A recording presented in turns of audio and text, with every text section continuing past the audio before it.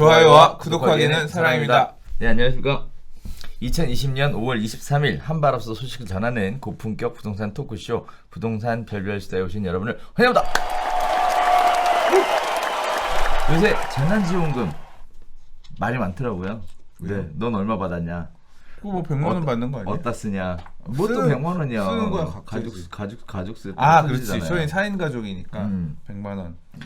뭐 주민등록이 서울에 있어서 누구 뭐 혜택이 뭐 그거밖에 없고 지방에 뭐 어디는 뭐 더 나온다. 경기도 더 나온다 뭐. 이게 5세 미만 자녀 있으면 또 더 나오고 그래서 많이 나오더라고요. 그러니까 말이에요. 네. 신청하셨어요? 전 100만 원 받아서 네. 잘 쓰고 있죠. 어디다 쓰고 있어요? 이게 카드로 제가 쓰는 카드로 받아가지고 지원금이고 뭐고도 모르겠고 주차하면 주차요금도 재난지원금 나가고 밥 먹으면 사무실에서 일할 때 밥 먹으면 그거 나가고 그래서 네. 사실 그래도 문자 오잖아. 딱딱. 그러니까 이게 제가 이거는 재난지원금으로 쓰고 싶고 네. 이거는 아닌 걸로 그냥 내 돈으로 쓰고 이게 구분이 안 돼. 카드로 그냥 순서대로 100만 원 긁는 거 되고요.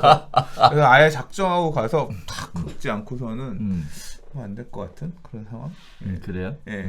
그래서 사실 이제 애들 가족 데리고 외식 이런 것 좀 할까 했는데 아직 못했어요. 아, 그래요? 아직 못하고 소고기는 샀다. 그거 알아요? 뭐요? 지금 소고기가 가격 한우가 역대 최고가에 비싸다고? 왜? 소비가 나 같은 사람이 많은 거야. 그냥 이 돈이 생겼으니까 우리 소고기 사 먹자. 그래서 소고기를 엄청 사 먹는데 미국서 수입도 지금 좀 줄었고 그래서 지금 한우 가격이 엄청 최고가 수준이에요. 아, 그렇구나. 이제 요거 지원금 소진 다 되면 쓸데없으면 이제 한우 못 사 먹고 그러면 이제 좀 안정화될까? 이게 수요 공급이 작동하는 시장. 우리도 소고기 많이 샀어요. 그래서 소장님은 경제권을 가지고 있나 봐요. 경제권? 네. 그러니까 카드로 신청해갖고 본인이 쓰지? 제가 저거잖아요. 아무나 안 나오잖아. 네. 그러니까 제 이름으로 된 카드로만 나와. 세대주로 돼요. 그래서 제가 세대주 돼 있어서 카드를 달라고 안 해요? 집에 계신 분이? 그러니까, 카드 내놔라. 신청했냐? 그러니까 집사람도 쓰죠. 근데 네. 저는 저희 집사람 카드도 있으니까. 뭐 재난지원금은 지원금으로 그냥 별로 의미 없어요. 저희 집에서는. 아, 그래요? 그렇다고 집사람 카드를 써도 되지 뭐.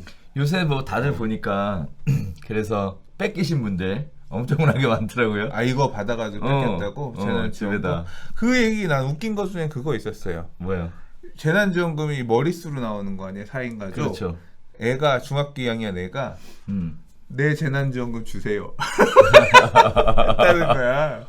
자기 몫에 자기 몫 달라고. 이거 4인 가족이니까 25만 원 내 재난지원금 아니냐. 이 돈으로 나는 이제 자기 하고 싶은 거 하겠다 이런 거지. 그 집 엄마는 너씨 이제 하숙비 내일부터 내. 그렇게 해서 묵사했다고 하는데 네. 우리 애들은 그런 요구는 안 하더라고. 그래, 귀하의 집은 아니었군요. 그러니까 저희 집은 아니죠. 근데 만약에 나한테 재난지원금을 달라고 애들이 했으면 네.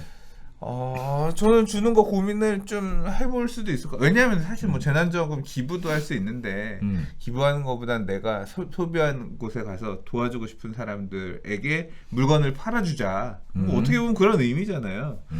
그래서 이제 그러면 너는 네가 쓸 돈은 너 먹는 거 뭐 하는데 이만큼 쓰자. 뭐 이런 식으로 또는 뭐 살려고 하는 건데 이렇게 얘기를 해서 좀 저는 결정을 했을 것 같은데 집사람한테 물어봤거든요. 이제 그걸 보여주면서 당신이라면 우리 애들이 이거 재난지원금 자기 목 달라고 뭐 어쩔 거야? 그러니까 이게 콱? 왜 줘? 딱 바로 우리 집사람은 그렇게 얘기하더라고요. 아, 그렇군요. 네. 세대주로서의 권리를 제대로 행사하고 계시는군요. 의사님은. 그냥 뭐 좀 사람이 흐리멍텅해요 제가. 자, 아무튼 재난지원금 때문에 요새 만나면 말들이 많으시더라고요. 네, 아무튼 좋은 곳에 잘 쓰시면 좋을 것 같아요. 이 재난지원금 요새 코로나 이후에 사람을 잘 안 만나니까 한턱 쏘고 그런 건 없어요. 그래서 오롯이 우리 가족들 위해서 사용되고 있는 것 같긴 하네요.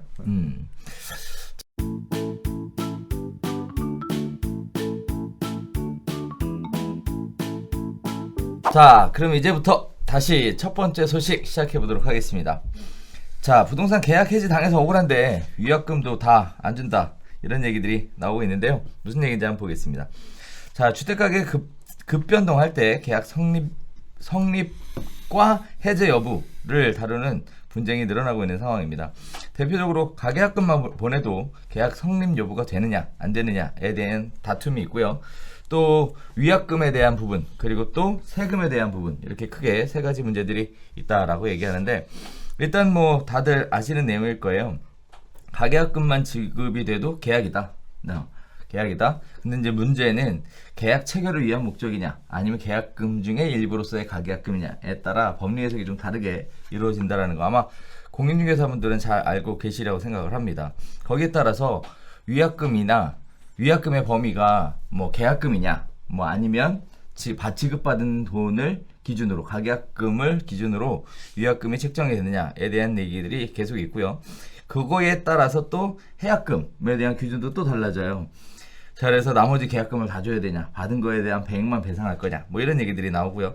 문제는 이제 세금에 대한 부분은 또 생각 안 하시더라고요. 많은 분들이 한때 권리금 관련돼서 권리금 받으면 세금 안 내도 되는 것으로 이렇게 생각이 됐는데, 요즘 권리금 받게 되면 특히 법인하고 거래하는 경우에 무조건 세금, 이렇게 신고 납부 이렇게 해야 되는 문제들이 생기고 있는데, 계약 해지가 누구에 의해서 진행되느냐에 따라서도 더 달라지는 것 같아요. 자, 매도자가 계약을 해지할 건지, 매수자가 계약을 해지할 건지, 또 납세 의무가 누구에게 있는지, 원천징수 의무는 또 누구에게 있는지, 이런 부분들이 굉장히 논란이 되고 있는데, 혹시 주변에서 이렇게 계약 해지하고 위약금으로 소득이 생기잖아요. 어쨌든 이렇게 되면 어떤 식의 얘기들을 들어본 거 없으세요? 저는 하도 이런 경험이 오래돼서 근래에는 이제 제가 필드에 없다 보니까 이런 경험 사례들을 이렇게 많이 접해보지 못해서 과거에는 이렇게 매수자가 계약금 주고 샀다가 마음이 바뀌었어. 그래서 아니다. 매도자가 이거 괜히 지금 파는 것 같아. 그래서 그냥 계약금 받은 거 배액 배상해 줄 테니까 자, 이거 우리 없던 걸로 합시다. 그러면 아니 계약금만 돌려주는 건 안 되고, 그러면 좋아요, 위약금 주세요. 그랬더니 위약금 중에서 알고 보니까 당신도 요거 그 세금을 내야 된다고, 기타 소득에 대한 세금을 내야 된다고 하는 것 같은데, 그거 우리 서로 없던 일로 하면 뭐 그거 안 내도 되는 거 아니겠어요? 이제 사실 매도자가 이런 식으로 매수자를 유인한 거지. 근데 그 시절은 지금처럼 부동산 실거래가 신고 의무도 없던 시절이었어요. 그래서 안 써도 되는 거고, 그리고 그러면 이제 근거가 서로 말만 우리 했다 얘기 안 맞추면, 그러니까 우리 서로 이거 거래 계약했다 해약했어요 이런 거에 대한 걸 서로 얘기 안 하면 아무 근거 남을 게 없는 거야. 이제 그렇게 해서 싸바싸바 하는 행위. 실제로 어떻게 했는지에 대해서는 이분이 세금 신고를 해서 세금을 냈는지 어쨌는지에 대해서는 제가 명시적으로 말하지 않겠어요. 근데 아무튼 그런 경험이 굉장히 오래전에 과거에 있었던 적이 있었고, 그렇죠. 또 한 번의 사례는 어떤 경우가 있었냐면, 요거는 한 5, 6년 전쯤의 사례인 것 같은데, 이 정상적으로 계약서를 다 썼어요. 가계약이 아니야. 계약도 썼는데 이 경기가 5, 6년 전에 안 좋았잖아요. 그러니까 매수자가 이제 이거 괜히 비싸게 산 것 같아. 그래서 이거 계약을 처음엔 마음에 들어서 계약금 주고 계약 썼는데 보니까 누르고 싶은 거야. 해약을 이제 해달라고. 계약금 준 거 돌려주세요. 아니 그런 게 어디 있어요. 계약금 다 쓰고 나도 지금 이것 때문에 지금 딴 거 뭐 하고, 그래서 안 돼요. 그랬더니 그냥 보통은 그럼 넘어가잖아요. 소송을 한 거야. 내 계약금 되는 거 다 내놔라. 이런 식으로 소송을 한 거야. 그래서 그 소송이 이제 결과가 나오고 본 적 있죠. 난 놀랐어. 왜요? 난 그거 다 그냥 당연히 그건 위약금이니까 계약금 10% 떼고, 그거는 계약금 준 거 다 아예 돌려줄 필요 없다. 보통 통상적으로 매매대금의 10% 정도를 계약금으로 하고, 그렇죠. 이제 그 금액을 이제 보통 위약금으로 정하잖아요. 보통 그렇죠. 계약서상에 써져 있잖아. 써져 있지. 그래서 새겨져 있지. 계약을 해제하고 싶으면 매도자는 뭐 계약금을 배액을 상환하고, 매수자는 계약금을 포기하고 위약할 수 있도록 한 나머지 다 써져 있잖아. 맞아요. 그래서 그 명시적으로 써져 있기 때문에 나는 당연히 판결도 돌려줄 필요 없다 알 줄 알았는데 조금 줬다 그러더라고요. 오 그래요? 판사가 좀 이제 그게 그래서 이게 항소심 가고 대법까지 가고 뭐 항소심 가고 뭐 어쨌으면 이제 그 위에서는 또 다시 조정을 해서 뭐 완전히 이기고 할 수 있을지 몰랐겠지만 그냥 1심 재판부가 좀 주세요. 주라고 했나 봐. 화해를 했나 어쨌나 그래서 뭐 계약금 그 당시에 한 6, 7천만 원 정도 받았던 걸로 기억하는데 몇 천만 원 빼고 나머지 일부 줬다 이런 식으로 얘기를 하셨어요. 주변 지인분이 경험이 있으시거든요. 그래서 막상 판결이 가니까 이렇게 다 떼지도 않는 경우도 나오기도 하는구나. 그런 경험을 얻었던 적이 있어요. 네, 그러니까. 자 이번에는 위약금에 대한 부분도 세금이 따라 붙는다라는 얘기를 갖고 좀 해볼 텐데 네. 일단은 그것도 소득이잖아요. 그렇죠. 이게 그렇죠. 위약금이 소득이죠. 그러니까. 돈이 생긴 거지. 그러니까. 소득에 있는 곳에 세금이 있다. 뭐 돈 내놔. 줄 거 없거든. 세금 무섭습니다. 이 네. 국가는 엄청난 동업자야. 일단 돈만 벌면 내 몫은. 항상 그렇죠. 근데 이 세금이 되게 크잖아요. 그렇죠. 근데 이제 사실 대부분 다 우리도 생각해 봐야 될 게 실거래가 신고를 안 했으면 사실상 양방 합의에 의해서 해지한다고 해도 그걸 밝혀내기가 굉장히 어려울 것 같아요. 근데 이제 실거래가 신고가 이루어지게 되면 계약 근거가 남잖아요. 그럼 계약 해지가 되면 위약금이 주고받고 했을 것이다 라는 것이 충분히 예측 가능한 상황이라면 결국은 세금에 대한 문제도 이제 빠져나갈 수 없는 상황이 될 것 같은데 세금이 또 굉장히 많지 않습니까? 일단은 22%의 기타 소득세로 해서 원천징수 해서 납부를 해야 되는데 안 하면 또 가산세가 또 10%까지 붙을 수가 있는 어마어마한 부분인데도 불구하고 그냥 원천징수를 해버려야 되네. 그렇죠. 원천징수 해야 돼요. 네. 다만 매수자가 계약 해지를 하는 경우에는 원천징수를 할 수가 없죠. 이미 줘버렸으니까. 네. 그래서 원천징수 의무가 매수자에게 없고, 네. 신고해야 되네. 그렇죠. 네. 매도자가 해야죠. 매도자가. 네. 이런 부분들이 생기게 되는데 참 이거 작지 않은 금액이에요. 많은 분들 시청자분들이 궁금해하실 것 같아서 기타 소득에 대한 세금을 간단하게 설명을 좀 드리자면 두 가지 방식으로 계산을 할 수 있는데요. 일단 수익 금액에다가 필요 경비를 공제를 하면 소득 금액이 생기고 거기에 따른 22%가 기타 소득세입니다. 엄청난 세금이죠. 또 필요 경비가 별로 없잖아요, 이거. 왜 있지? 중개사무소에서 거래했으면 이게 그런 경우 있잖아요. 우리 항상 계약했는데 해지하고 싶어하고 계약 해지를 해. 그러면 중개업소 니들은 한 게 뭐냐? 나 못 샀는데 수수료 안 줄래. 이제 이렇게 보통 나오죠. 한 일도 없는데 중개 수수료 왜 줘요? 근데 사실 중개사분이 계약을 하면 중개보수 청구권 생기는 거잖아요. 해제를 하더라도 수수료 받을 수 있는 거죠. 있죠. 예, 그러니까 네. 그러면 그거는 수수료 줘야 되는 필요 경비 넣어야지. 그러네. 네. 아, 네. 굉장히 좋은 팁이네요. 뭐 좋은 팁이야. 이제. 아니 안 그래도 안 주려고 그러는데 세금으로 내실 거 수수료도 달라고. 그거 22%. 아무튼 그래서 이런 사례, 그런 거는 넣을 수도 있다. 필요 경비. 그렇죠. 네. 자 반면에 필요 경비를 공제하지 않은 경우에는 전체 수익 금액의 8.8%가 기타 소득세로 과세된다라는 사실을 알고 계셔야 될 것 같아요. 그럼 8.8%가 더 싸다. 이걸로 낼 수 있으면 이거 내는 게 낫겠는데? 일단은 계산을 뭐 여기다가 기사에 다 실지는 않았지만 계산해 보면 둘 다 비슷하더라고요. 아 그래요? 네네.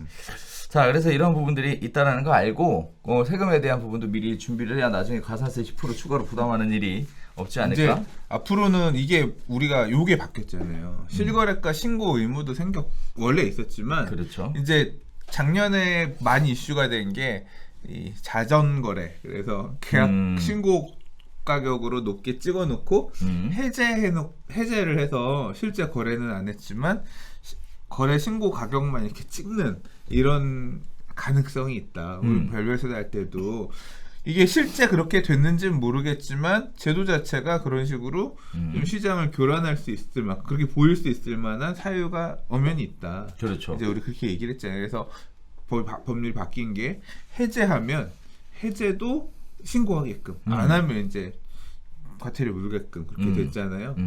근데 이제 그럼 해제한 것들이 다 찍히면 뭘 할 수 있냐면 해제한 것만 찾아서 위약했냐 안 했냐. 사실 위약금이라고 하는 게 무조건 줘야 되는 건 아니거든. 상관 합의에 의해서 그렇죠. 해제를 하긴 했지만 매수자가 안타까워서 그냥 다 돌려줬어요. 해제를 하긴 했지만 매도자분이 안타까워서 그냥 위약금 안 받고 끝냈어요. 뭐 이렇게 넘어간 사례가 아니라고 하면 다 이제 캐서 돈 내놔 할 수 있지. 할 수 있게 되겠죠. 그러니까. 뭐 사례가 얼마나 많겠긴 하면 많지는 않겠지만 해제 사례가 뭐 얼마나 되겠어요. 그러니까. 네, 근데 일단은 이제 찾아내기가 쉽다는 거. 이제 찾아낼 수 있을 만한 근거가 있으니까 이게 보통은 이런 거 신고해서 찾아냈잖아요. 이게 악감정이 생겨서 이놈 새끼 봐라. 나한테 위약금을 받아먹고 소득 신고 안 했다 이거야.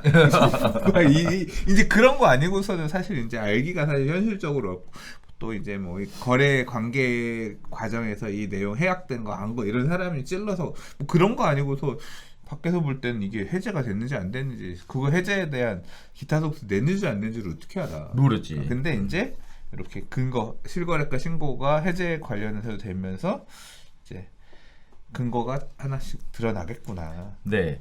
이거 제가 그냥 개인적으로 느낌으로는 이제 이슈화가 돼서 지금 나왔잖아요. 그러면 한 또 3년쯤 썩혀놨다가 묵혀놨다가 어느 정도 이렇게 잘 이렇게 효소가 잘 이렇게 퍼져서 맛있게 익을 때쯤 되면 이렇게 통지서 보내는 걸로 네. 국세청이 잘하는 일이죠. 네. 이거 그때 위약금 주고받으신 거 부분 소명하세요. 네, 소명하세요. 네, 소명하셔서 안 하셨으면 세금 내세요. 네. 아이고 왜 그때 안 하셨어요? 네. 대체 과태료 얼마예요? 해서 보내겠죠. 자, 이런 부분들에 대한 문제가 있다라는 것도 아시고요. 뭐 각자의 입장에 있어서 원만한 합의를 통한 해제, 그리고 또 중개업소 입장에서는 계약 해제하고 나서 중개업소 못 받는 경우 필요 경비를 인정받을 수 있다라는 것도 한번 알아보면 괜찮을 것 같고 좋은 협상의 수단으로도 이용이 될 것 같습니다. 자, 두 번째 이야기 가볼게요. 일기신도시의 대표주자라고 하면 분당하고 일산을 대표적으로 끄드시는 분들이 많으시던데 물론 딴 데도 있어요. 원래는 이제 네. 일기 신도시 하면 분당 평촌 네. 뭐 이 순서를 원래 그렇죠. 이제 보통 봤는데 네. 이 평촌이 좀 이 규모가 작아서 상대적으로 더 작아서 그런지 근데 부천 5대 신도시 하면 그러고 보니까 삼본이나 상동 뭐 이런 쪽은 살짝 좀 약간 약하네. 그죠? 일기 신도시에서도 네. 잘 언급 안 되고 그냥 분당 일산만 계속 소비되는 것 같아요. 그러니까 재건축도 분당 일산만 얘기 나와. 그래서 분당이 일단은 뭐 천당 밑에 분당이다라고 얘기할 만큼 일기 신도시에서 성공한 네 신도시로서 평가받는 곳 중에 하나인데 이제 일산하고 이제 비교가 되고 있는 상황입니다. 분당은 집값이 많이 올라갔는데 일산도 이제 집값이 기지개를 펴고 있다라는 내용 갖고 준비해봤는데요. 뭐 일산의 대장주였던 킨텍스 원시티 등 킨텍스 주변 매물의 전세 매매 가격이 올라가고 있다는 얘기예요. 전세 가격은 2년 만에 상승으로 전환시켰고요. 최근에 매물도 줄어들고 있다고 합니다. 지난해 11월 조정 대상 지역에서 해제가 됐고요. 또 GTX A 노선, 대곡 소사선 연장 등 호재가 작용하면서 4년 전 분양할 때보다 굉장히 많은 가격이 올라갔다라는 얘기들을 쭉 설명을 하고 있는데 자, 일산에 갑자기 바람이 부는 건지 아니면 지속된 가격 상승의 결과인 건지 이런 분들 궁금해하시는 분들이 많으실 것 같아요. 네. 근데 엄밀하게 얘기해서 지금 얘기한 곳은 일기 신도시 일산이 아니죠. 아 그런 건가요? 네, 지금 원시티나 여기는 이제 지금 새로 들어간 새 아파트란 말이에요. 그래서 이제 여기는 지금 일산이 사실 핫하긴 핫해요. 어떻게 핫하냐면 원래 좀 소외됐었거든요. 부동산 스터디 카페 안에서도 검색어 중에 일산이 30위권 안에서 없거나 되게 미미했었어요. 근데 작년 하반기 그러니까 지금은 상위권에 랭크되어 있습니다. 아 그래요? 네, 지금은 10위권 안에 항상 들어있고 뭐 5, 6위권 안에 그러니까 일산에 대해서 검색해본 사람이 되게 많죠. 검색은 곧 뭐다? 수요에 대한 관심과도 직결돼요. 그래서 사람들이 많이 보고 있다는 얘기기도 합니다. 그래서 지금 일산에 지금 올해부터 들어서 막 되게 핫하고 이랬던 지역들은 이제까지 좀 눌려 있다라고 생각했었던 이제 말 그대로 일기 신도시 일산에 무슨 마을 이런 곳들 가격들이 조금 올라간 부분도 있는데 이 기사에서 얘기하고 있는 일산은 뭐냐면 GTX 그러니까 호수공원에서 지나가지고 킨텍스 입구 가면 그 주변에 진짜 이 50층짜리 40몇 층짜리 아파트들로 이렇게 성을 쌓듯이 새로 지어진 아파트들이 보여요. 킨텍스 주변으로 이마트 트레이더스 뭐 이런 주변에 거기에 지어진 단지들 여러 개가 있어요. 꼬맹그린도 있고 뭣도 있고 뭣도 있는데 그 중에 사실 이제 가장 대표 단지라고 할 수 있는 데가 원시티라는 곳이거든요. 이 원시티가 이제 몇몇 대형 건설사들이 컨소르에서 이렇게 지은 건데 여기가 이제 지금 당시에 제가 기억하기로 2016년 이쯤 분양들 했을 거예요. 근데 그때 분양가가 제가 기억하기로 당시 기준으로 싸지 않았거든요. 얼마였냐면 이게 40몇 층이라고 그랬잖아요. 용적률도 높아요. 이제 주상복합처럼. 근데 되게 넓게 잘 졌어요. 그러니까 막 34평이 방 4개. 근데 막 방 5개, 막 5개까지는 아닌가. 아무튼 엄청 구조도 되게 끝내주게 잘 나오게 이렇게 짓긴 지었는데 그러나 지금이 아니에요. 지금 2020년 19년 분위기가 아니라 2016년이면 지금 요번에 난리난 흑성뉴타운에 롯데캐슬 에듀폴에 이런 애가 가점 뭐 10몇 점짜리 들어오고 그러더니 맞아, 경쟁률 9대1 몇 대 1 안 나오고 막 그 미계약 나오고 미달은 아니지만 그러던 시절이야. 근데 그때 흑석동 분양이 20평형대 분양이 5억 3천 그랬거든요. 5억 몇천 그랬거든요. 근데 킨텍스 분양가 그때 6억이었어요. 그러니까 싸지 않았어. 이 금액에 분양이 잘 될까? 막 이런 수준이었는데 그게 이제 결국 꾸역꾸역 다 분양하고 뭐 이제 인기 있는 것들 여기는 한강도 보일 거야 이런 거는 막 프리미엄도 얘기하고 그랬던 걸로 기억하거든요.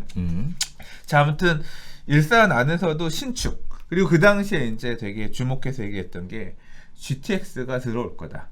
근데 GTX 여기 이 킨텍스 주변 신텍스 안에서도 이 원시티 주변으로 들어올 거다라고 하면서 요거 타면 서울역까지 그다음 삼성역까지 금방 갈 수 있어서 여기는 조금 다르다. 이제 그렇게 얘기하던 지역이었거든요. 이제 그러다 보니까 이제 그 일대를 리딩해가는 소위 말해서 대장 형님급이 되는 거예요.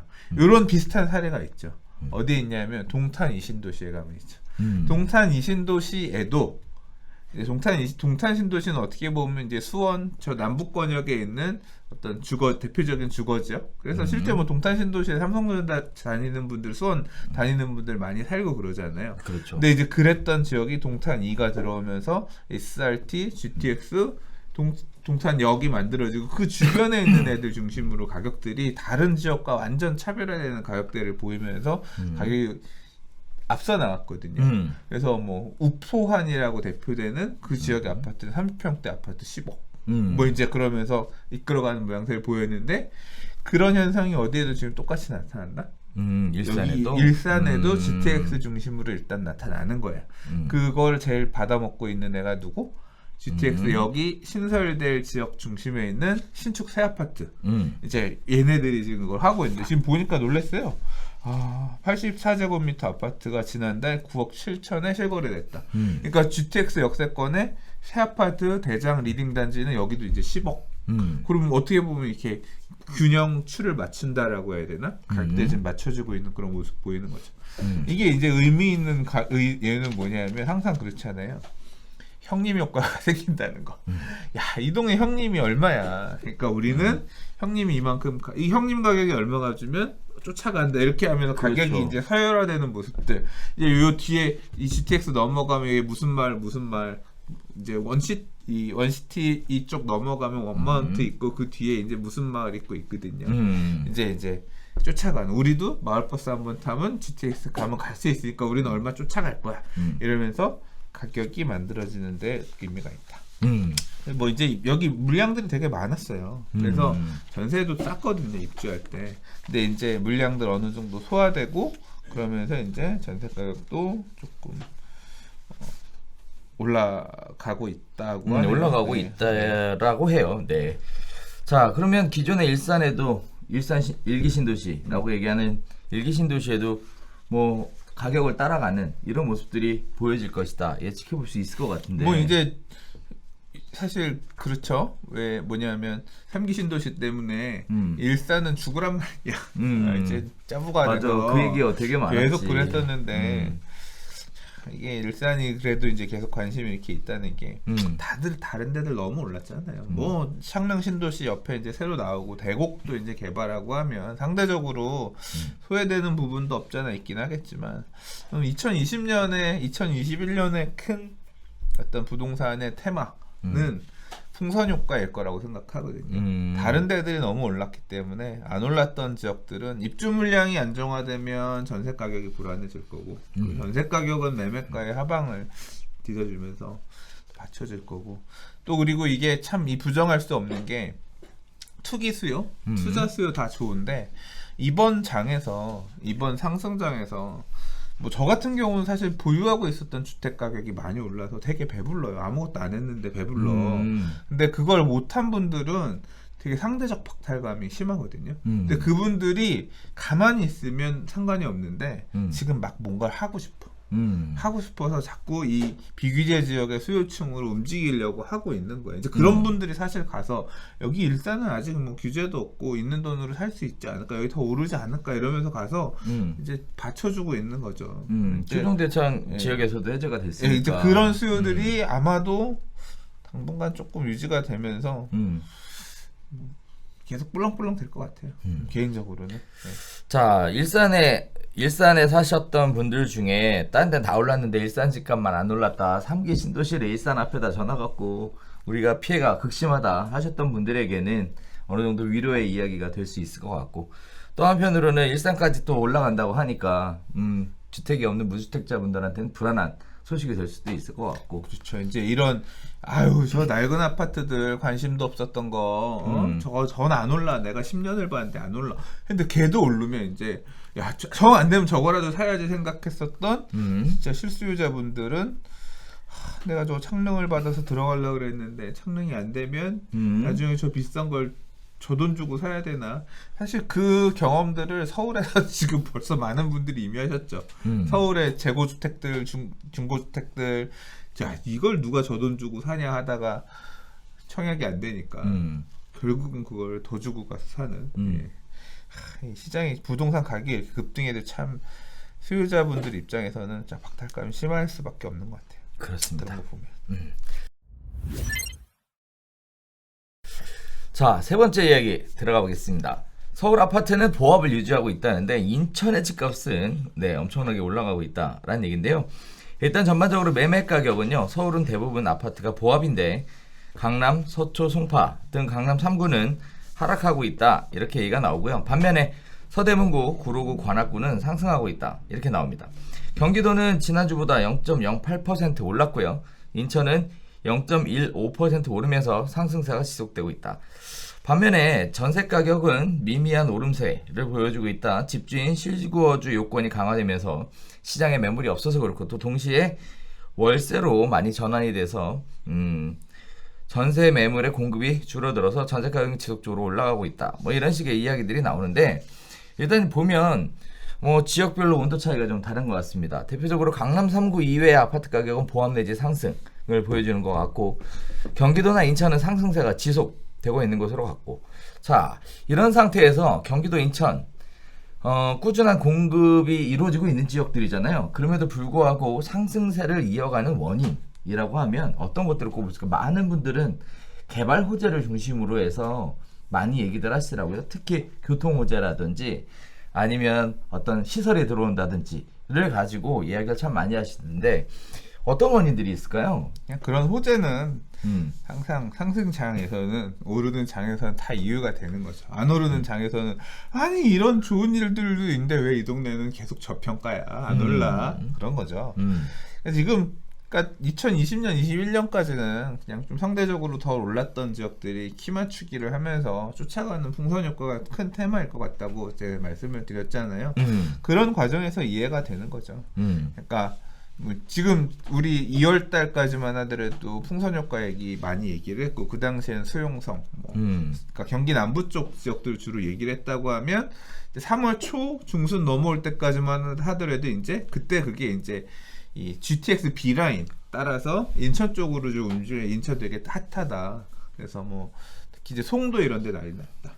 그리고 인천 경인 라인에 있는 재개발들 이런 신축들 중심으로 해서 뜨겁다. 부천 이제 그런 것들이 기사에 나오다가 코로나 나오면서 샥 사라졌거든요. 그렇죠. 이제 코로나가 어느 정도 안정화되고 이런 모습 보이니까 이제 그런 바람이 있던 지역들 중심으로 여전히 수요층들의 움직임들이 있다. 그래서 이제 이런 한국감정원 또는 KB 리본의 자료도 그렇게 좀 드러나는 것 같아요. 근데 제가 어제 봤었던 내용에는 인천은 지난주에 비해서 약간 좀 꺾였다 그런 느낌이었는데 이 기사는 그러니까 이게 같은 데이터긴 하지만 약간 해석에 따라 좀 차이가 있는 것 같고 이게 보면 강남권역은 마이너스고요. 강북권역은 보면 플러스들이 있어요. 그래서 결론적으로 보면 리본 21일 자료 보면 서울 아파트 가격 전주 대비 플러스 0.03이에요.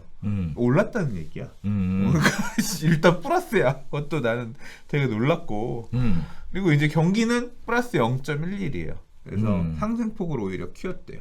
그러니까 이건 풍선 효과가 계속 드러나는 거고 이제 지난주에 되게 많이 상승폭이 컸던 데가 안산 상록이라든가 부천 좀 전에 이제 경인 라인에 있는 거죠. 그리고 남양주 뭐 0.24% 오르고 그래서 좀 상승장에서 서울 막 미친 듯이 올라갈 때 작년도 상반기만 하더라도 우리 이 10개월 그래프 보면 어땠냐면 서울은 빨간데 옆에는 파란색 이런 것들 많이 기억하실 거예요. 그래서 야, 왜 이렇게 수도권 똘똘한 한치 현상이 심화됩니다. 그때 막 그런 얘기 많이 했었거든요. 그렇죠. 그러니까 서울은 오르는 데는 오르는데 수도권은 팔려고 그래요. 그래서 가격이 빠지는 거예요. 이제 그런 느낌이었다고 하면 서울이 너무 올라 버리니까 상대적으로 수도권이 너무 싸다. 이제 이런 지역들로 이제 또 규제가 너무 심해지니까 투자의 흐름이 이런 쪽으로 가는 부분도 있고 하면서 지금 이렇게 풍선 효과들이 보이는 것 같습니다.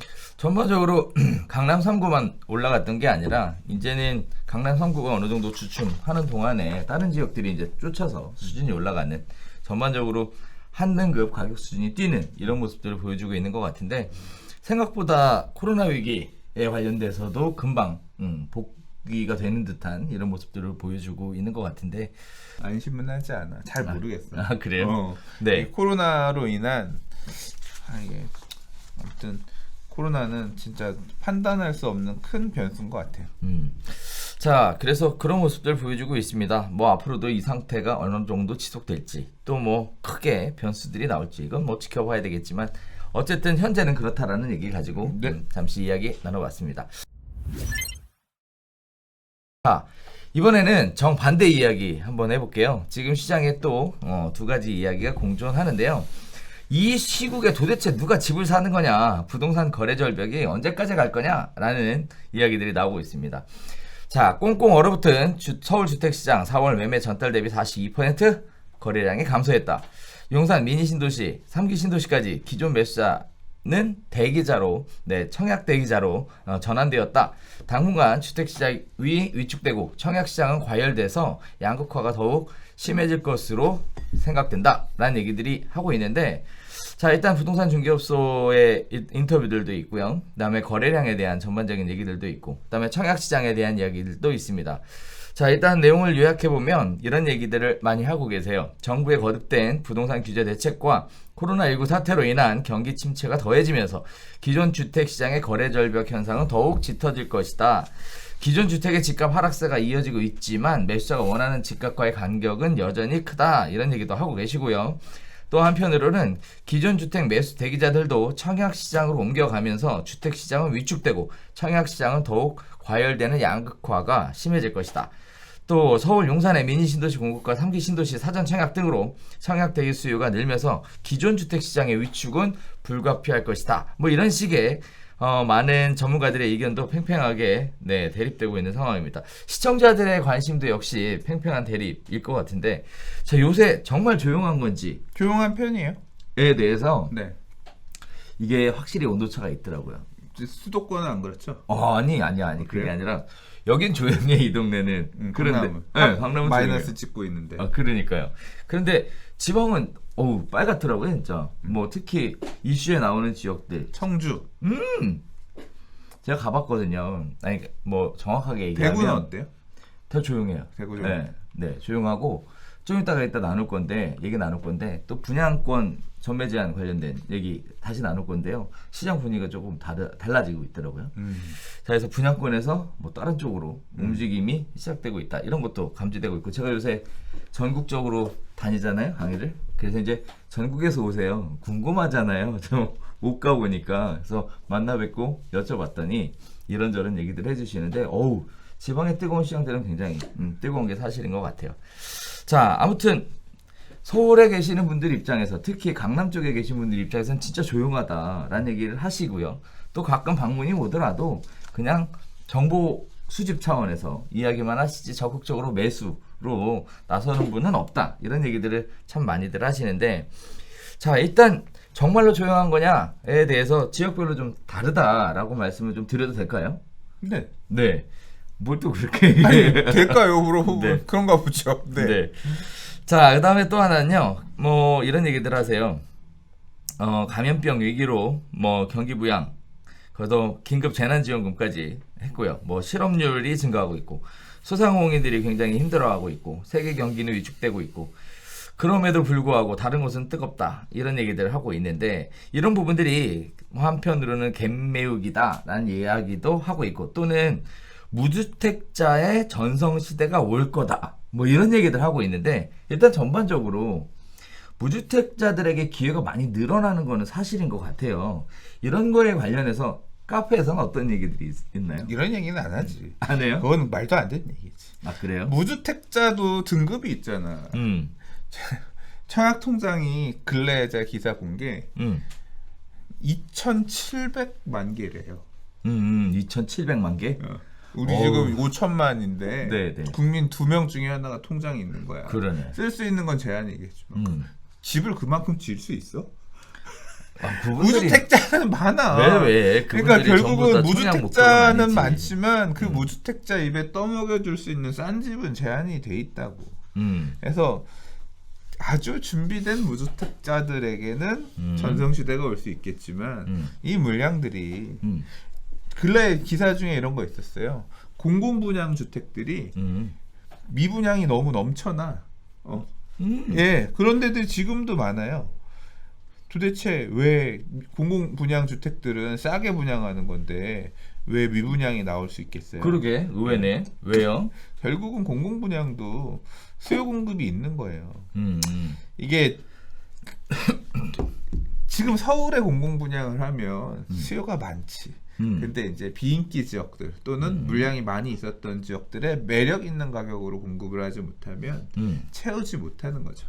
예, 이제 그런 이유 때문에 공공분양도 물량 결국 수요층들도 통장 가지고 있는 사람들도 가서 청약을 안 하는 거예요. 그냥 미계약으로 가서 주술 수도 있는데도 안 줍고 있는 이런 상황이란 거죠. 그래서 가격이나 이런 부분들이 사실은 더 중요한 거고. 자, 뭐 지금 말씀 얘기가 이제 여러 가지가 좀 짬뽕이 돼서 하다 보니까 그런데 지금 이 시국에 누가 집을 사느냐 이제 얘기를 했잖아요. 이게 타이틀이에요. 네, 네. 법인이 요새 잘 안 산대요. 지난달 같은 경우에 이제 법인 거래량을 따져봤더니 이게 법인 니들 한번 집 사봐 죽어 했잖아요. 했더니 물량을 토해내고 있대요. 맞아요. 그리고 이제 많이 사고 파고 한 법인들 대상으로 세무조사 들어가고 하니까 이제 세무조사 해. 그럼 뭐 해야 돼요? 세금 내야 되잖아. 세무조사 한다는 얘기는 뭔가 이거저거 구멍 찾아가지고 세금 안 낸 거 내게끔만 했다는 거잖아. 세금 내려면 뭐 있어야 돼? 돈 있어야죠. 돈 마련하려면 뭐 있어야 돼?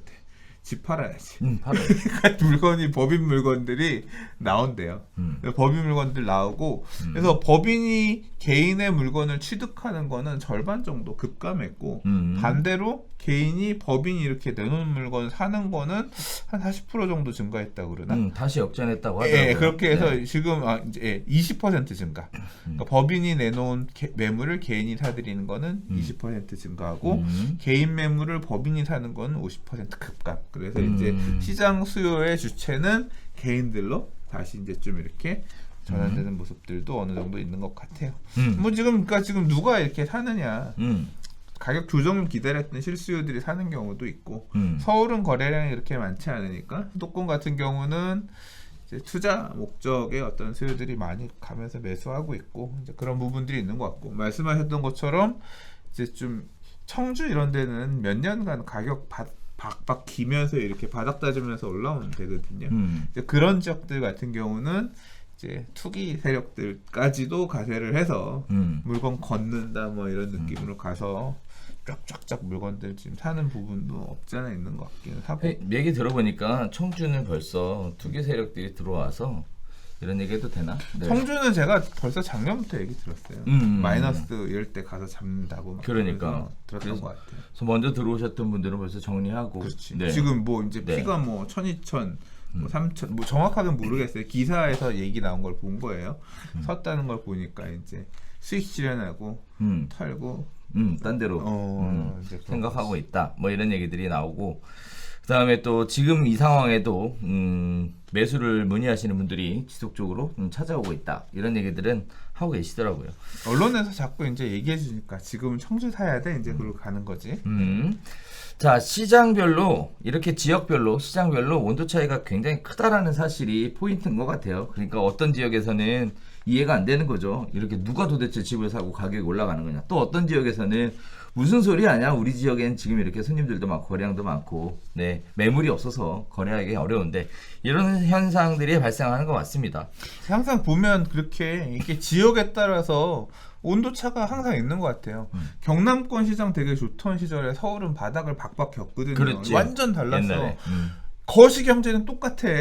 우리나라 근데 서울은 안 좋고 지방은 좋고 또 한동안 또 지난 2, 3년간은 서울은 엄청 좋은데 경남권은 되게 안 좋았잖아요. 이게 같은 사회, 같은 나라인데 이렇게 수급이라든가 아니면 시장 에너지라든가 이런 거에 따라서 그 온도 차가 나는 게 참 신기해요. 신기해. 그래서 저도 그런 생각이 들어요. 요새 가끔 이제 다른 분들 유튜브 보시면 거시경제만 앞에다 두고 전체적으로 다 그렇다라고 이야기하시는 분들이 종종 계셔서 이런 것들은 저희 시청자분들은 이렇게 지역별로 좀 쪼개서 보실 수 있는 안목이 좀 있으셨으면 하는 바람에서 네, 이야기 한번 나눠봤습니다. 어쨌든 좀 전에 이야기했던 거하고 이 내용하고 정 상반되는 내용인데 이와 같이 바라보는 관점에서 어떻게 바라보고 어떻게 느끼느냐는 많이 달라지는 것 같습니다. 자, 5번째 이야기 가볼게요. 자, 지방 공공택지 아파트 전매 제한 기간이 1년에서 3년으로 강화된다라는 겁니다. 얼마 전에 이제 정책 발표가 됐던 건데, 자, 이 부분 중에 뭐 새롭게 추가된 부분도 있고, 뭐 한다고 얘기를 하는데, 사실 잘 모르겠어요. 네, 이게 지금 하지 말라는 거죠. 그러니까 5월달에 원래 이제 주택법 시행령 개정하면서 이제 5대 광역시랑 수도권의 대부분 지역들을 분양권 전매를 뭐 조정 대상 지역이나 아니면 투기화지구 지정이 안 됐다고 하더라도 6개월 뒤에 전매할 수 있는 게 아니라 그냥 분양권 상태에선 전매 못하게 할게요. 실수요자들 말 그대로 거주하실 분들 이런 분들 중심으로 청약하세요. 라고 이제 제도 개선을 한다고 얘기를 했어요. 이제 그 내용이 사실 이제 제일 헤드라인이었고 이제 그냥 그 정도인 줄 알았는데 그거 외에 다른 물건들도 이제 전매 제한 기간이 강화가 됐어요. 그래서 수도권이 아닌 지역에서의 뭐 이제 공공택지에서 공급되는 물량들 같은 경우는 투기과열지구 아닌 곳에서도 이제 3년, 뭐 기존에 1년이었는데 뭐 3년 늘어나고 그래서 대부분 다 전매 제한 기간이 이렇게 강화가 된다. 그러니까 서울이고 지방이고 이제 그게 이제 엊그저께 이제 기사에 나왔거든요. 이 부분도 같이 포함해서 시행령 개정이 들어갔다. 그래서 전체적으로 실수요자들 중심으로 청약하게끔 이렇게 분양권은 투자의 대상이 아니다. 판다라는 개념을 갖지 마세요. 입주해야 한다. 분양권은 받으면 그냥 들어가서 산다. 그냥 받아놓고 있다가 사정이 생겨서 전매하고 이런 거 고려하지 마세요. 이제 그런 흐름을 조금 만들고 있는 것 같아요. 자, 그러면 예를 들어 재개발이나 재건축 지역은 여기에 어디에 해당되는 거예요? 재개발이나 재건축은 상관없죠. 왜냐하면 공공택지에서 공급되는 물량, 재개발 재건축은 공공택지가 아니니까. 네. 대신 이런 거 있잖아요. 수도권 지역에서 또는 수도권 외의 지역에서 광역시에 해당하는 경우 네. 소유권 이전 등기까지는 또 거래 못하는 이런 부분들이 있잖아요. 광역시. 네, 광역시 수도권 외 광역시. 그러니까 예를 들어 광역시는 광주. 이미 다 물렸잖아. 그러니까. 그건 지난번에 얘기 나온 거잖아요. 앞으로 광역시에서 분양하는 물량들은 6개월이 아니라, 그러니까 투기과열지구나 이런 규제 지역이 없다고 하더라도 등기시까지 못 팔게 하겠다. 그렇죠. 바꿨잖아요. 그러니까 네. 그거는 다 이제 걸리는 거예요. 이제 그렇죠. 앞으로는. 지금 그래서 얘기들이 지금 나오는 게 이런 얘기들이 나와요. 그래서 어저께 사실 지방에 좀 갔다 왔더니 두 가지 얘기들이 나오는데요. 일단 하나는 재개발 재건축 지방의 재개발 재건축 지역들이 8월 이전에 분양을 목표로 그래서 총회들을 긴급 소집하려고 빨리빨리 한다. 막차 그래- 타야지. 그러니까 전매 제한 되게끔 물건을 분양을 해야 분양이 원활하게 잘 되니까 그렇지. 빨리빨리 하자. 일단 입주자 모집 공고 빨리 내자. 네, 이제 그런 상황이네요. 맞아요. 그런 부분들이 있다라는 거 먼저 또 알려드리고 두 번째는 뭐냐면 분양권 투자자들이 입주권으로 지금 급선회를 시도하고 있다는 소식입니다. 보니까 계속 전화들 오더라고요. 네. 온도에 뭐 어떤 시장에 있는 분이냐에 따라서 그 뭐 가만히 자리에 앉아 있질 못해 계속 전화 받으러 나가시느라고. 네. 자, 그래서 오늘 제가 또 드리고 싶은 얘기 두 가지를 드리고 싶어서 사실 이 기사를 픽을 했어요. 그 시장이 이렇게 막겠다라고 얘기를 하니까 그 기간이 8월이잖아요. 8월 전까지 뭔가 해보겠다라고 이렇게 시장이 바쁘게 돌아가고 있는 모습들을 보여주고 있고요. 또 한편으로는 이런 식의 움직임이라면 네, 입주권에 관련된 관심들이 더 높아질 것 같다 이런 생각도 굉장히 들더라고요. 저는 네. 그러니까 이게 서울에서도 계속 반복됐던 일이잖아요. 규제가 생기면 분양권 규제 생기면 사고 팔고 가능한 조합원 입주권으로 가고 이거 조합원 입주권도 이제 또 막힐 수 있어요. 만약에 광역시가 뜨거워 그러면 뭐예요? 투기과열지구 지정하잖아. 그러면 조합원지 양도 금지 규정. 그렇죠. 예, 관리처분 재개발 관리처분 인가 이후부터 이제 그거 작동하기 시작하고 이제 그것도 제한적으로만 작동하긴 할 거고요. 예, 그래서 이제 그 규제 공부들을 계속 해야죠. 근데 광역시까지 투기과열지구 그렇게 막 걸지는 모르겠어요. 이제 몇몇 광역시들은 걸려 있긴 합니다만. 그렇죠. 예, 그래서 규제를 피해가는 방법들을 공부를 해야 되고 지금 뭐 그런 움직임이 일단은 이번에 분양권 전매를 막으니까 그렇게 시장은 또 대응해서 분양권 전매 막히기 전에 빨리 분양하자. 또는 막힐 수 있으니 조합원 입주권 쪽으로 사고 팔고 선회하자. 가능한 물건으로 선회하자. 이렇게 또 대응하는 빠른 사람들은 그렇게 움직이고 있고 그걸 이제 대응해준 중개업 사장님들은 또 그것 때문에 바쁘다. 그 얘기네요. 그렇죠. 네. 자, 그래서 시장에 빨리 반응하고 있다라는 거와 함께 이런 말씀 또 하나 드리고 싶은 게 말하다가 까먹었어요 지금. 자, 그래서 시장이 네 빠르게 반응하고 있다는 소식 전해드리면서 여섯 번째 이야기로 넘어가겠습니다. 자, 서울 용산 숙대입구 인근에 재개발한다? 뭐 이런 얘기가 들리고 있어서 시끌시끌한 것 같은데요. 일단은 용산구가 남영동 일대 재개발 사업을 재추진하는 것으로 알려지고 있습니다. 용적률을 높여서 고밀도 개발이 가능하도록 하면 공공주택 등 700여 가구를 추가로 공급한다라는 얘기인데요. 일단 내용 자체는 그렇습니다. 남영동 특별계획구역이 2010년 12월 용산 지구단위 계획구역으로 변경에 따라 6개 구역으로 나뉘어 지정이 됐고요. 이후 숙대입구역과 남영역 역세권을 중심으로 업무 중심 지구 개발이 추진됐지만 용산 국제업무지구 개발이 무산되면서 좌초했습니다. 자, 이번에 정비구역으로 지정되면 용산 정비창 부지 개발과 함께 일대 호재로 작용할 전망이다 라는 얘기인데요. 자, 2종 일반 주거 지역에서 일반 상업 지역으로 상향하는 내용을 담고 있다라고 해서 굉장히 또 큰 이슈를 갖고 있어요. 용적률 법정 상한이 250에서 1300%로 높아지고요. 거기에 따라서 용산구는 용적률을 800%만 적용할 계획이다라고 하는데 이 재개발 사업의 시행 시기는 2025년이라고 합니다. 이번 사업으로 총 732가구가 증가할 것으로 예상이 된다. 300가구는 일반 분양, 432가구는 전용 면적 60제곱미터의 민간 임대주택으로 구성할 계획이다. 이런 얘기들이 나오고 있습니다.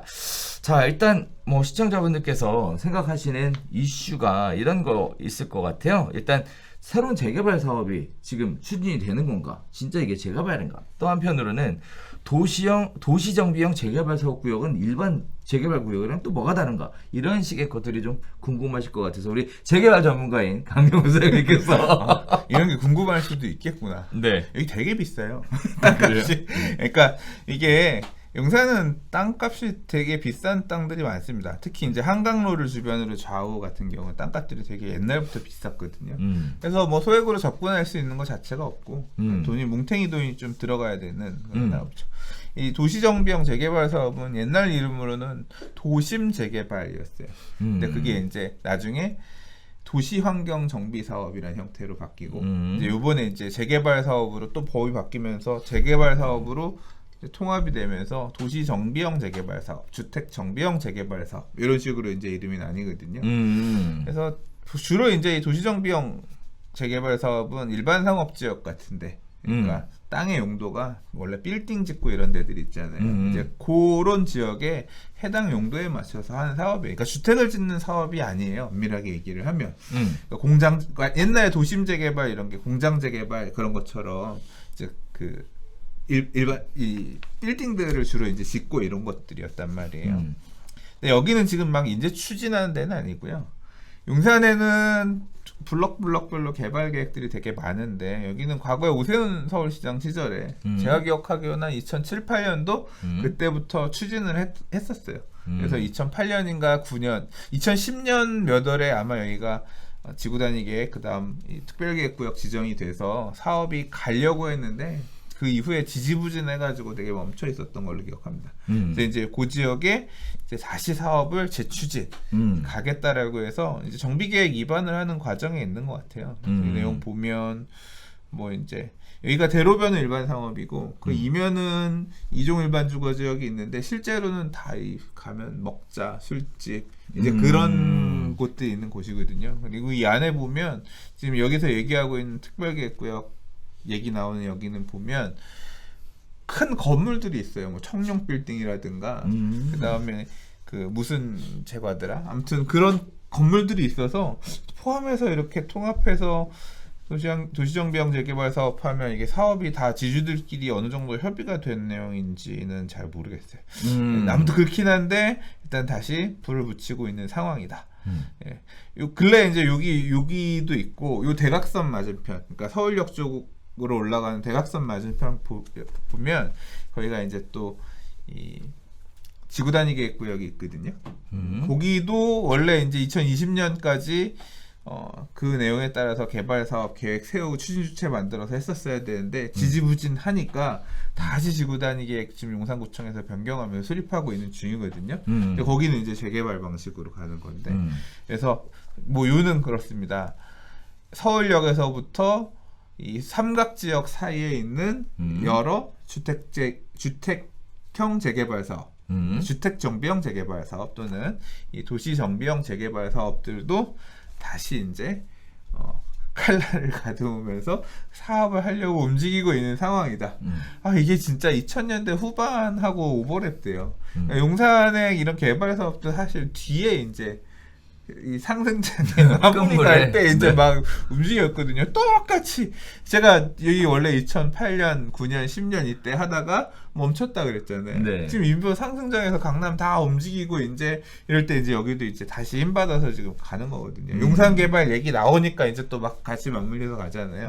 그게 또 이렇게 계속 어게인 반복되네요. 뭐 아무튼 내용들은 디테일하게 저는 조금 내용은 알아봐야 될 것 같고 그렇게 추진하고 있다.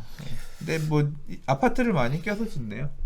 생각보다 근데 뭐 여러 가지 보면 732가구에다가 짓는 거면 뭐 면적이라든지 이걸 좀 구체적으로 봐야 되겠는데 일단 사업 시행자가 이게 동의받아서 하는 방식 아닌가요? 그러니까 조합 방식으로 갈 수도 있고 토지 등 소유자 방식으로 갈 수도 있는데 어떤 방식으로 갈지는 모르겠어요. 지주가 그렇게 많지는 않거든요. 많지는 않고. 그리고 이 옆으로는 철길이에요. 남영역 내려오는 철길이 있고. 근데 뭐 그 철길은 뭐 덮는다, 지하화한다 항상 얘기가 있었기 때문에 그리고 그 동쪽으로는 이제 미군 부대.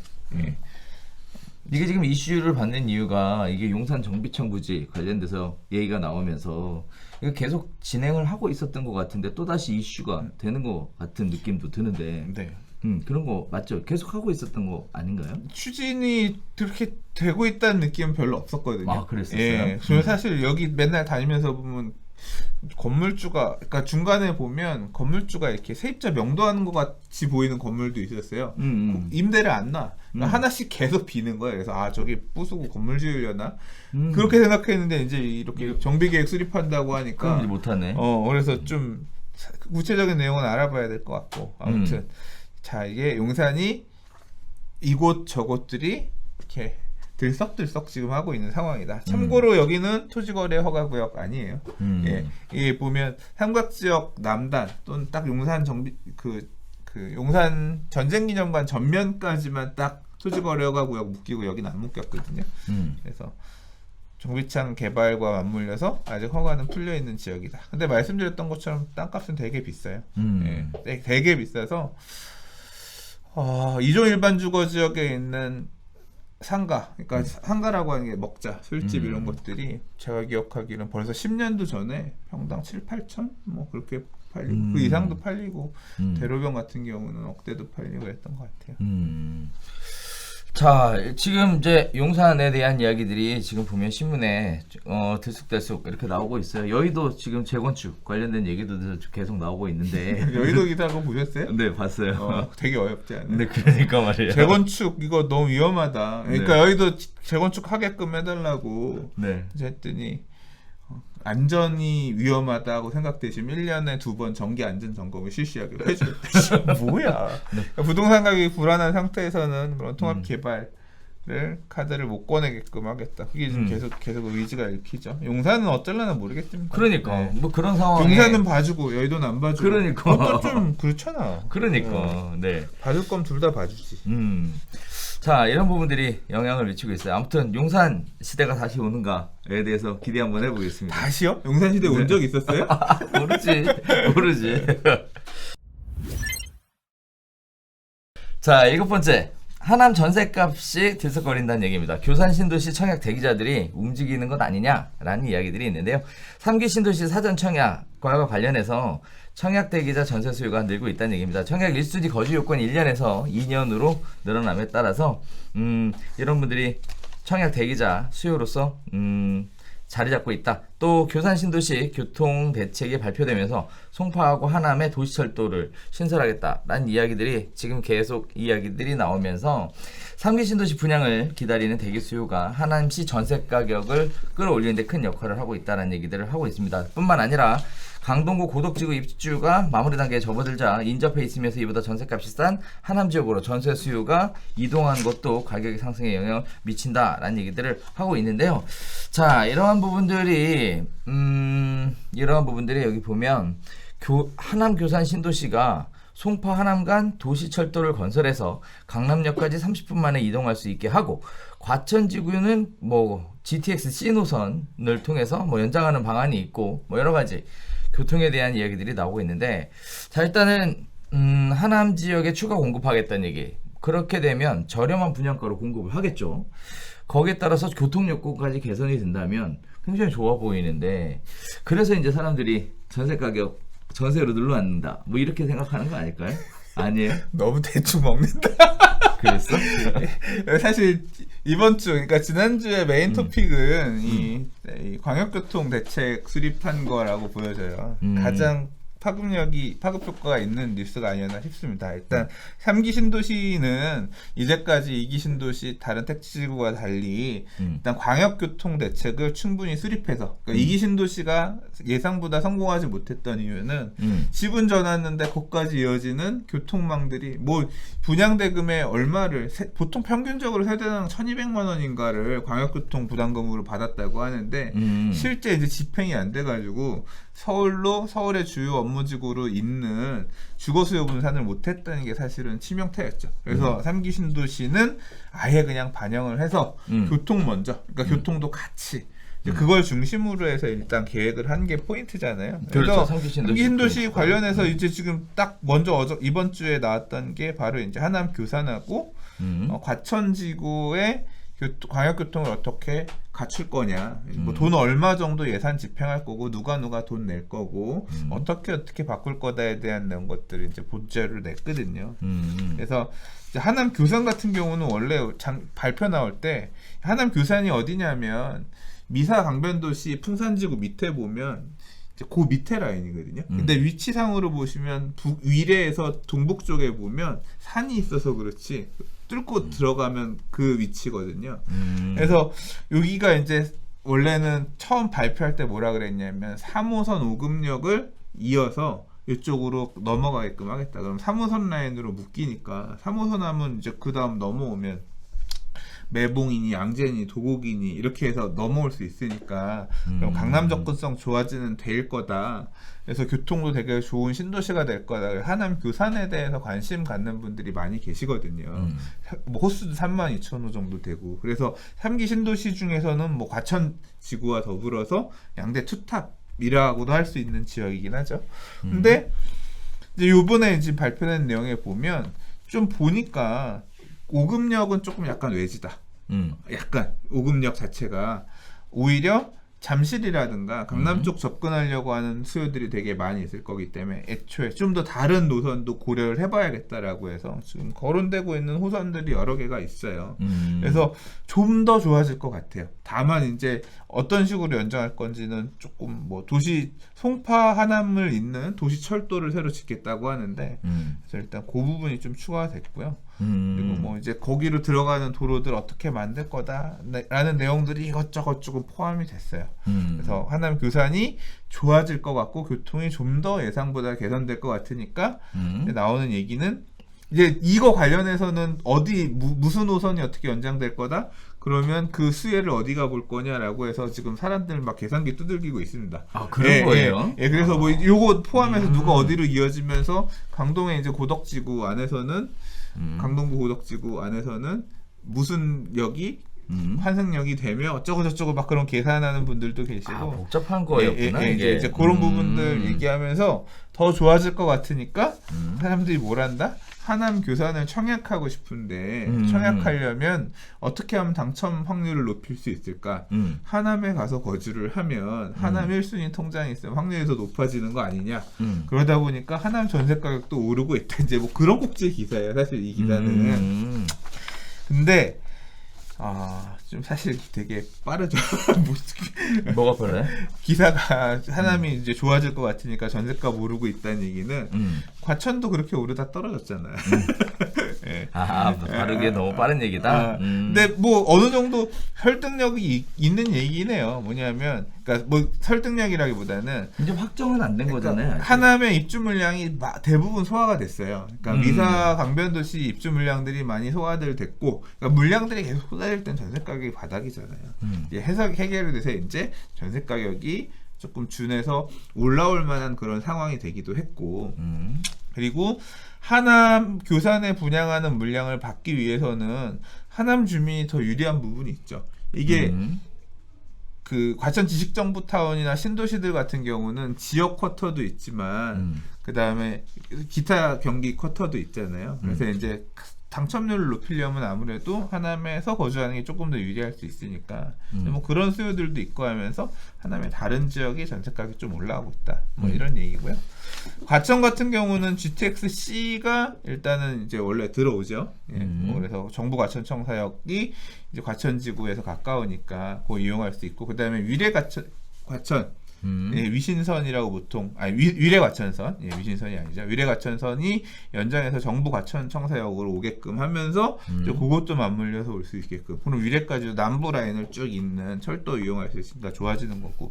그리고 애초에 뭐 이 과천지구 안에는 4호선역이 한 3개 정도 맞물리기 때문에 뭐 원래 교통 좋고, 그 다음에 이제 양재에서 그 사당에서 과천 넘어가는 게 항상 상습 정체거든요. 그렇죠. 평촌, 삼본, 뭐 맞아. 분포 다 거기 기호를 이용하니까. 그래서 이제 그거를 좀 트래픽을 분산해주는 도로도 조금 뭐 한다. 그리고 이제 안양하고 사당 간 BRT 설치해서 대중교통 철도라든가 이런 걸로 조금 약간 트래픽이 많은 부분들을 분산해 줄 수 있는 대중교통 시설도 좀 추가하겠다. 이제 이런 내용들이 좀 포함돼서 나왔고 그래서 사람들의 기대감이 되게 높아지고 있는 중이다. 그렇게 요약할 수 있겠습니다.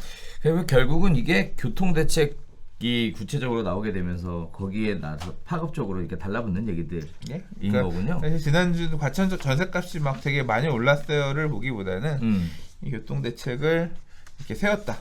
나머지 지구들도 뭐 왕숙이라든가 뭐 저기 대장지구라든가 이런 곳들에 대한 뭐 고향 창릉에 대한 교통 대책도 준비되는 대로 아마 연내에 낸다고 했던 것 같거든요.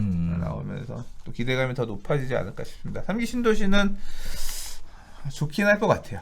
교통이나 접근성이나 이런 건. 근데 이제 어떤 모델 이런 거는 조금 우리가 이제까지 생각했던 거와는 다른 모습의 도시가 될 것 같긴 해요. 이제까지 봐왔던 신도시와는 조금 형태가 다를 것 같습니다. 뭐 어떤 부분이었어? 뭐 나중에 이제 기회가 되면 제가 이번에 과천지구 관련해서 총괄 건축가가 인터뷰한 거를 봤는데 경악을 했거든요.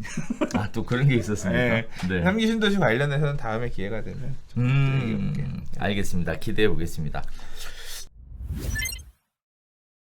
자, 저희가 준비한 소식은 여기까지 진행을 했는데, 일단은 내용 자체를 뽑는 게 쉽지 않았어요, 요새. 네. 비슷비슷하더라고, 다. 내용들 자체가. 특별한 이슈가 있는 게 아니고. 어게인 앤 어게인이야. 똑같은 내용 계속 반복하잖아. 그러니까 말이에요. 네. 그래서 기사를 뽑기도 쉽지 않았고, 그리고 또 한편으로는 뭐가 이렇게 특별하고 뭐 특이하고 뭐 이런 것들을 찾기가 좀 쉽지 않았던 그러한 사례들이었어요. 아무튼 그래도 수장님 페이스북에서 잘 보고 있습니다. 네.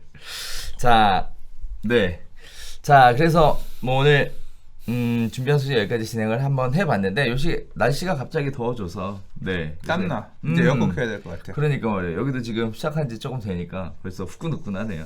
수장님 시원해 보여서 다행입니다. 앞으로 시원한 여름 나셔야죠. 맨날 똑같은 옷 입는다고 해서 옷 좀 샀어요. 산 게 그런 거예요? 근데 이거 비싼 걸 안 샀더니 한번 빨았더니 작아졌어. 쫄티가 이렇게 막 짧아지고 그래가지고. 좋습니다. 자, 저희가 준비한 소식은 여기서 인사드리도록 하겠고요. 다음 주에 새로운 소식으로 다시 찾아뵙도록 하겠습니다. 감사합니다.